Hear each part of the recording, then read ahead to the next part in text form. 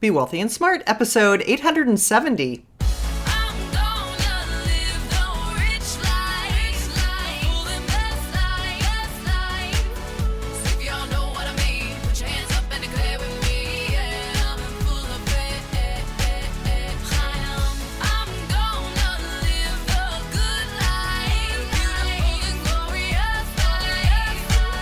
Step into a world of wealth and financial freedom without budgets, boredom, or bosses on Be Wealthy and Smart. And now, here's your host, Linda P. Jones. Welcome to Be Wealthy and Smart. I'm Linda P. Jones, America's Wealth Mentor, empowering women and men worldwide to financial freedom. On today's show, we're going to talk about the top diversified ETFs year to date, because the numbers are astounding. Wait till you hear these performance numbers, and you're going to be surprised where they're coming from. But before I share that with you, I want to talk a little bit about asset allocation, because that's the one thing where I think people get really tripped up is asset allocation. And that's what typical financial advisors do for people that I think people are not doing for themselves and can do for themselves. So a classic asset allocation model in the financial world is to have some of your assets in large companies called large caps, large capitalization. Large caps, that would be household names like Exxon or Google or McDonald's. These are the very largest companies in the United States. Next, you're going to have some of your money in medium-sized companies or mid-caps. These are typically $5 to $20 billion in market cap. Some people say a little bit smaller. Some people might go a little bigger with that, but generally it's about the overall valuation of the company. So you want to have a portion of your assets in medium-sized companies or mid-caps. Then there are small caps. Those are the smallest companies. And a lot of those are starting at 1 billion to 5 billion. Some people say 1 to 3. Some people go below $1 billion to define a small cap. So the smaller companies are the ones that are growing faster typically. I talked about that in the Wealth Heiress book, where I showed you how the Inc. 500 fastest growing companies, which tend to be the smaller companies or microcap size companies up to the small cap definition, are growing in the tens of thousands of percent per year, some of them, which is what we're seeing over in the cryptocurrency market too. We're seeing those smaller companies starting out $1 billion or below, or $1 billion to $2 billion, and have phenomenal growth rates. This is not unusual for successful technology companies, and that's what we have with cryptocurrencies. So when you're looking at allocating in your portfolio, you want to have these large caps, mid caps, small caps. You also want to have some international companies. Those are your larger companies that are outside of the US. Also, you want to have emerging markets, which are the smaller emerging countries. Classically, the emerging markets are Brazil, Russia, India, China, South Africa, known as the BRICS nations. And then you might want to have some in real estate investment trusts. That is your classic asset allocation model. Now, you can also include some bonds in there, but it's very difficult, as I've talked about over the years, to include many bonds because interest rates are so low right now. They're hardly generating anything. And that's, again, where cryptocurrencies are coming in to fill a gap, because the cryptocurrencies are paying dividends in the 6% range and the 5% range. And that's something that you can use to fulfill that passive income or the dividend income that you normally would have in your classic asset allocation model, but you just can't get it now because interest rates are close to zero. And that's why I think an allocation of 3 to 5% of cryptocurrency in your classic asset allocation makes a lot of sense. All right, so now that we've talked about how you can do your own asset allocation and how you want to make sure that you have a cross-section of these different areas in your portfolio so that no matter what is doing well in the market, you own some of that. But let's talk about the surprising area that is doing so well year to date, and that is the small cap market. So as we look at the top U.S. diversified ETFs as reported by Investors Business Daily, we can see that most of them are in the small cap category. But this is not just a one-year performance situation. They have very strong performance, some of them for 3 years and for 5 years, which you always want to look at when you're considering an ETF or a mutual fund. You want to look at their 3 or 5 year track record, not just what they've done so far this year. So as a frame of reference, you always want to look at an index and see what has an index done. In this particular article, they're providing the S&P 500 index, which is not usually the index we measure small caps with. That's what we measure large companies against to see if they're outperforming the index or the average of the 500 largest companies. But the article provided the S&P 500 as the index, so that's what I'm going to report to you. The S&P 500 year-to-date is up 11.6%. And what's interesting is that every single one of these diversified ETFs has outperformed the S&P 500 by more than 2 times. So they've all done more than double what the S&P 500 has done. That is what is so astounding.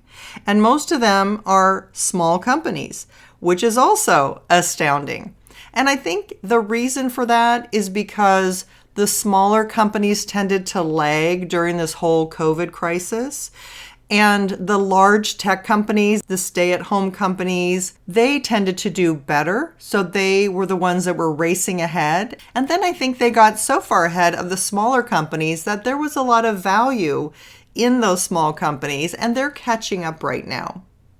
So what we see is that the top diversified ETF year-to-date is up 41%, and that's the Invesco S&P Small Cap 600 Revenue ETF, symbol RWJ. It's also up 19.5% on a 3-year average and 16.9% for 5 years. Next, we have the Cambria Shareholder Yield ETF, symbol SYLD, up 37.4% year-to-date, and up 20% for 3 years and 18.5% per year for 5 years. Next is the Invesco S&P Small Cap Value with Momentum, symbol XSVM. It's up 37.2% year-to-date, 18.3% for 3 years, and 17.6% for 5 years. Next is the Pacer U.S. Small Cap Cash Cows 100, symbol CALF, up 32.5% year-to-date, and it has a 3-year number of 17%, but no 5-year average, so it's not quite 5 years old yet. The Invesco S&P Small Cap 600 Pure Value is next, symbol RZV, up 31.7%, and for 3 years up 7.7%, and for 5 years 9.2% per year. Next is the Avantis U.S. Small Cap Value, symbol AVUV, up 28.1% year-to-date, and isn't yet 3 years old, so doesn't have any longer track record. Then the Pacer U.S. Cash Cows 100, symbol COWZ, is up 26.2% year-to-date and 15.7% on a 3-year average. Again, it's not yet 5 years old. Next is the iShares U.S. Small Cap Value Factor, symbol SVAL, up 25.5% year-to-date, and it's not yet 3 years old, so I don't have a 3-year number for you.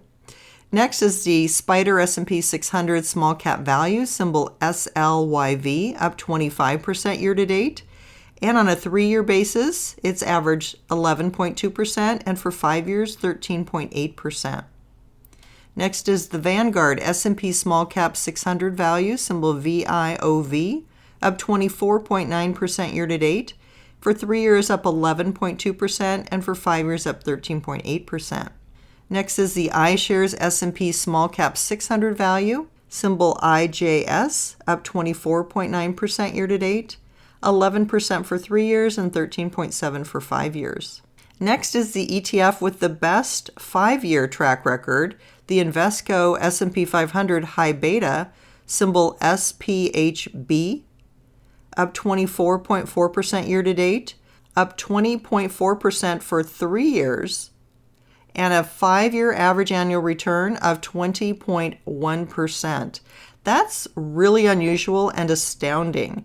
that not only is it up 24% year to date, but on a 3 and a 5 year basis, it's also up 20% per year. Bravo, Invesco S&P 500 high beta. Now remember, when you have a high beta, that means that there's high volatility there. So beta is how much it's fluctuating. If the S&P is going up 1%, it will go up more than 1%. If the S&P is going down 1%, it will go down more than 1%. So beta measures the volatility and means that it is more volatile on the upside, but also more volatile on the downside. So you have to be aware that you're going to have wider swings, wider fluctuation if you own that particular ETF. And finally, the Invesco S&P 500 Pure Value, symbol RPV, up 23.6% year to date. On a 3-year basis, up 7.4%, and on a 5-year basis, up 10.4%. A couple of other things to note. Since they're measuring the small caps against the S&P 500, and just to reiterate, that is not the correct index that they should be measuring small caps against. They should be measuring small caps against a small cap index. But they are using the S&P 500, so I will comment that the S&P has returned 11.6% year to date, as I said. On a 3-year basis, the S&P has returned an astounding 18.3%. And on a 5-year basis, the S&P 500 index is up 17.1% for 5 years. That's amazing. And there's only a few of these small caps that have outperformed that. Those were the first 3 that I mentioned.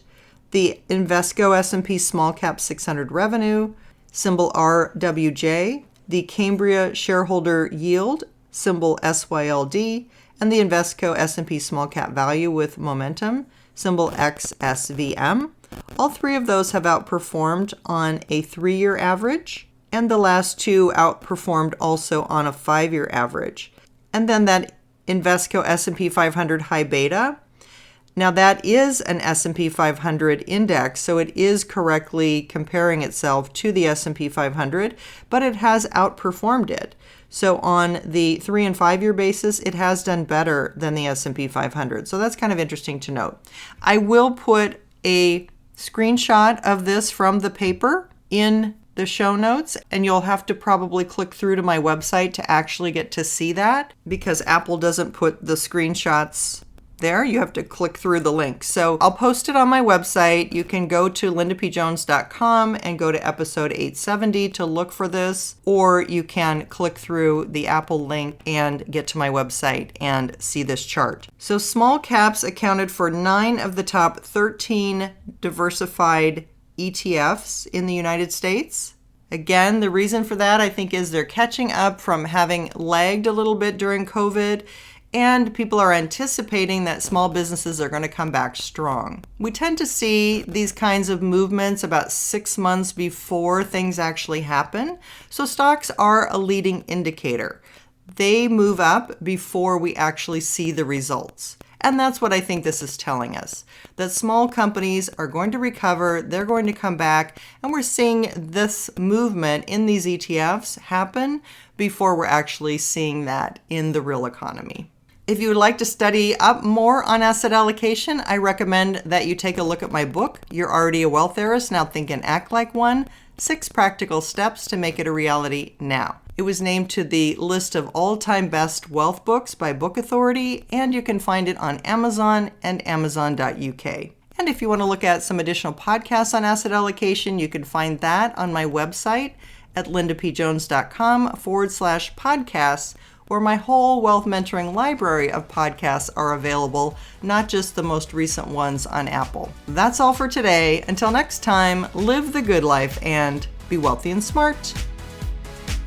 Thank you for listening to Be Wealthy and Smart with Linda P. Jones. Share the wealth and tell your family and friends about the show. Check out our website, blog, and social media for more riches at www.bewealthyandsmart.com.